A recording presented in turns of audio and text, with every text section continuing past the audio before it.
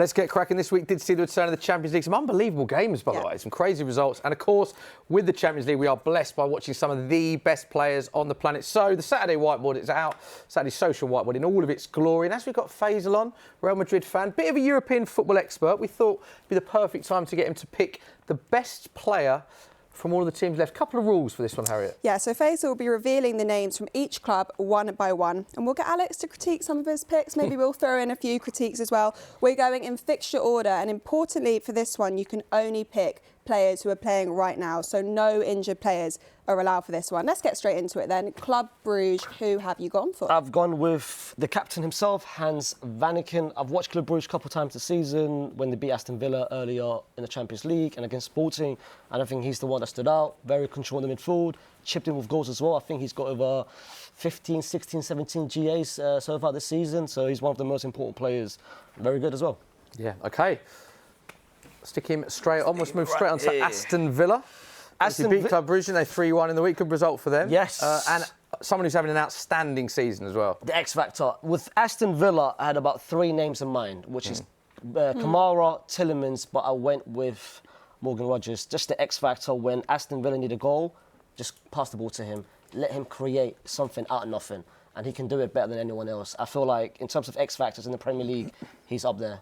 Alex, do you reckon you'd put him above Ollie Watkins at the moment? What do you reckon to both of them? I think there's a trend for midfielders who can access the central spaces in that way and that sort of get-off-me type physicality, and people love that. I do like it. I look at Tielemans, and I mean, that performance against Liverpool was he was unbelievable bad. I think he's approaching 45,000 career minutes, Tielemans. He is robust. He's a great guy. Probably on the edge, but yeah, Rogers is a good pick.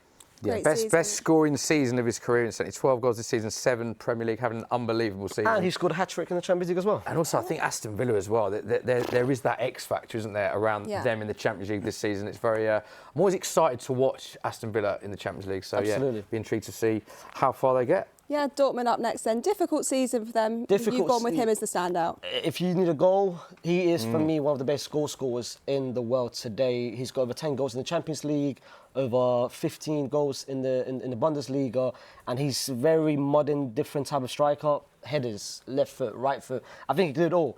For me, it's the bargain of the summer. They bought him for only 18 million. Incredible. Incredible. Do you think he's underrated? Because if you look at his numbers, obviously the highest goal scorer in the Champions League this season, second top scorer in Bundesliga last season, that was. Only Harry Kane scored more. So for the price tag they've got, and as you said as well, bearing in mind the season that they're having, the numbers he's putting up are pretty incredible. It's incredible. He's carrying a team which Gittins has done well, to be fair. On the I'm glad you shouted him out. He's done well, but I think this guy has just done a carry job. Every game, you expect him to score. So it's crazy. And he scored as well the other day.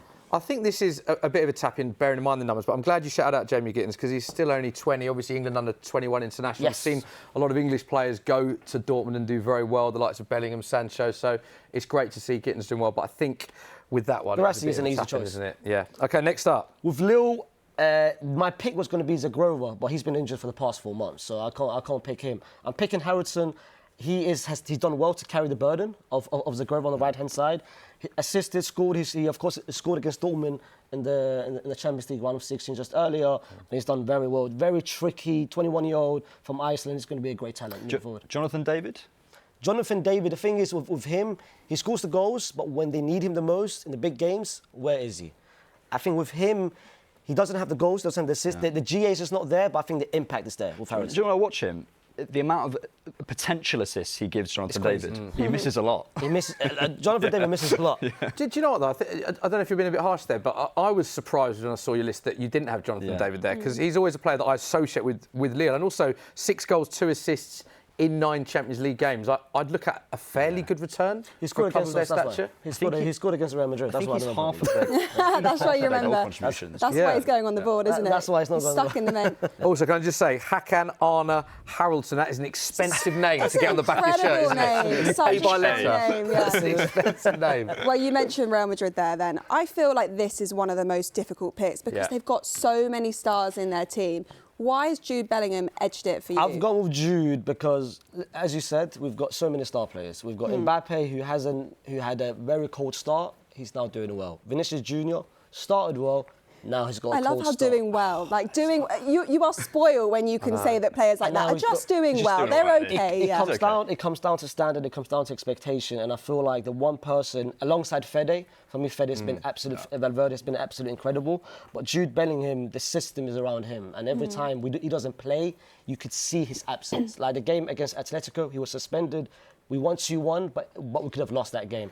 And his impact is literally, he's got his fingerprints on every single attack whenever he plays. You alluded to it slightly there. I was going to ask you that because you've got so many superstars, obviously the likes of Vinny Jr., Mbappe, Jude, there's a lot of unsung heroes in the middle of the park as well.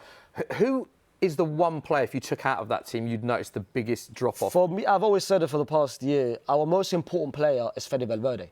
Right. Take Fede out of the team, we struggle. But our best player this season, by far, has been Jude Bellingham. The GAs, by the way, is nowhere near as last season. Last season, he scored every single game, the last-minute goals, the assist. This season, he's playing a different role. No Toni Kroos. He had to adapt to this new role, and he's done it better than anyone else. Alex, I was speaking to Carragher recently, a bit of a name drop there, wasn't it? Wow. But he was saying Only 1 about minute in, Vinicius Jr. and Mbappe, and he was like, they bought Mbappe and thinking that they were buying the best player in the world. They already had it in Vinicius Jr. and now Jude Bellingham as well.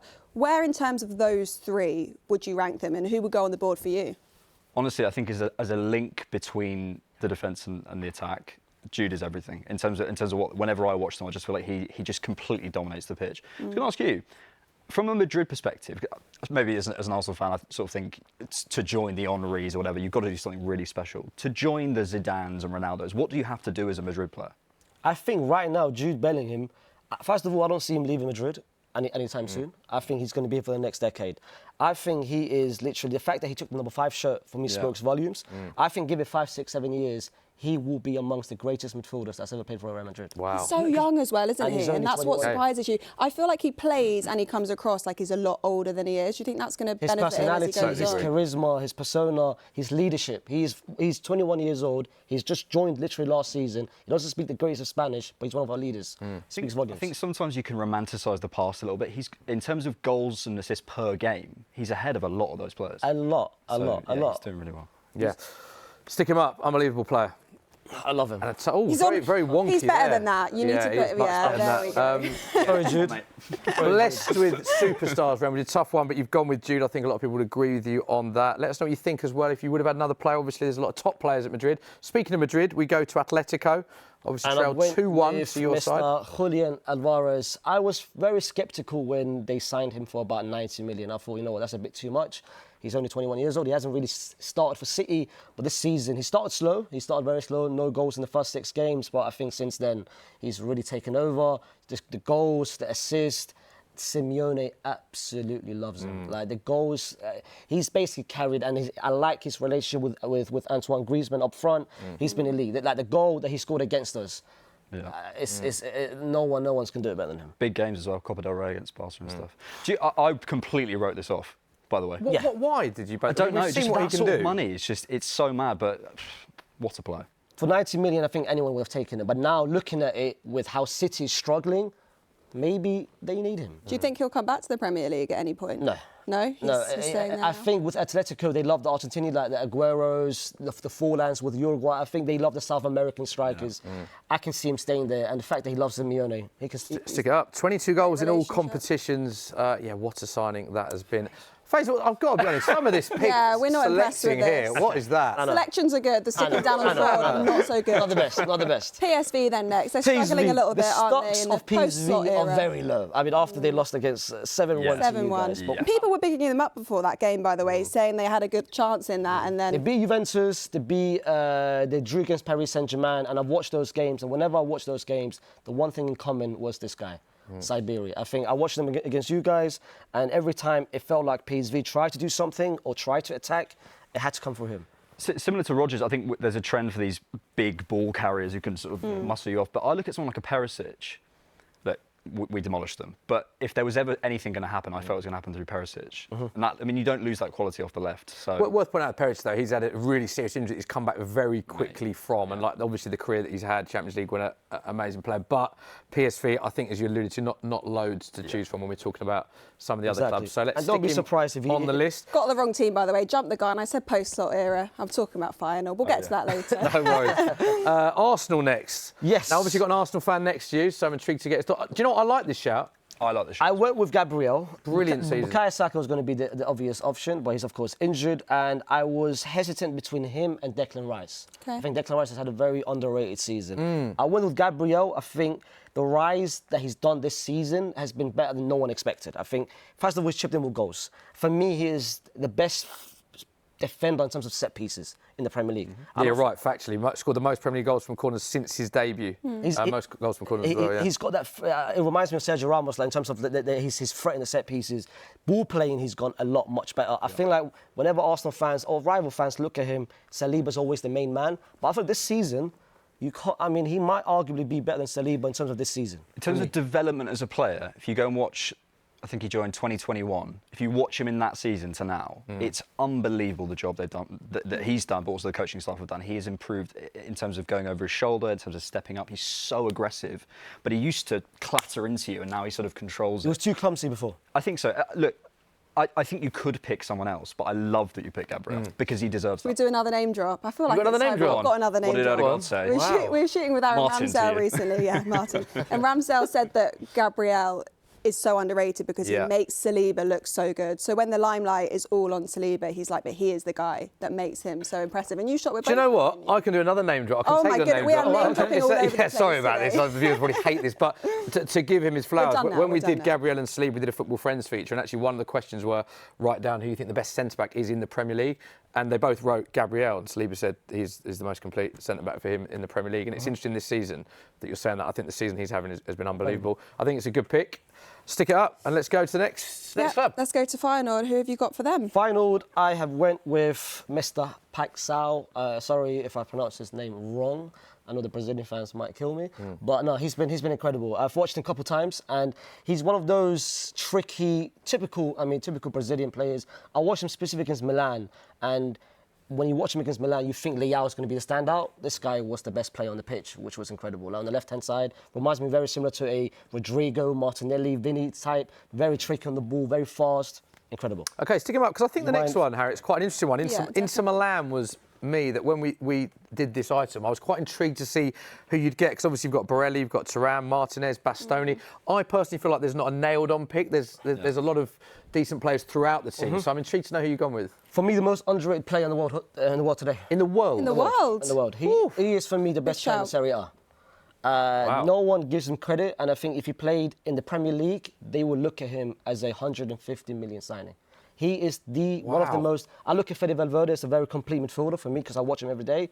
Barella, I've watched Inter a lot this season. He is the most complete midfielder alongside Fede Valverde. He can do everything. On the ball, defending, his ball carry. He's incredible. Like, if you watch Milan this season, Lautaro has been struggling. Thuram Bastoni has been elite. Has been very good, but I'm sure Stompeg has been here saying a lot of things about him. Yeah, Neve was on this show raving about Bastoni. She would have picked Bastoni, I think. I think she'd have picked Bastoni. Barella deserves a lot of respect because there is nothing that he can't do. And he deserves a lot of respect. We were going to throw alternative names. We were going to go Thuram, Martinez, but you've made such a strong case. I think he can go straight down on the board. Yeah, most possession won for Inter in Serie A this season, incidentally. Of course, named in Serie A Team of the Year in each of the last 6 seasons, by the way. Yeah, Not Benfica bad. then. Who have you gone for? I have went with Florentino Luis.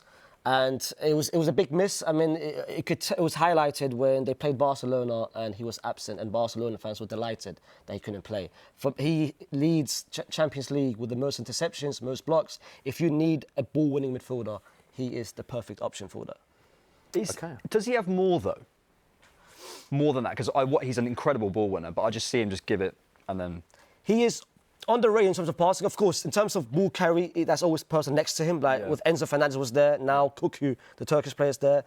That is his only weakness. But I think Enzo couldn't do what he's done without this guy. And now this season... Because I watched him against Monaco, and his anticipation is incredible. But, yeah.